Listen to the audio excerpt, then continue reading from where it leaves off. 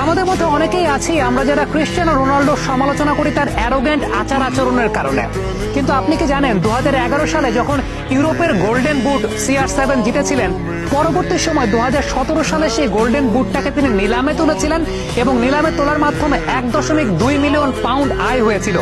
যে আয়ের পুরো অর্থটা CR7 দান করেছিলেন মূলত ফিলিস্তিনের গাজায় মুসলিম শিশুদের স্কুল সংস্কারের জন্য। এই যে এই ধরনের আত্মনিবেদনের জায়গাটা, কিংবা একজন ফুটবলার তার ফুটবল খেলার বাইরেও এরকম কর্মকাণ্ড করছেন, এগুলো কিন্তু প্রত্যেকের জন্য একটা অনুকরণের দৃষ্টান্ত। শুধুমাত্র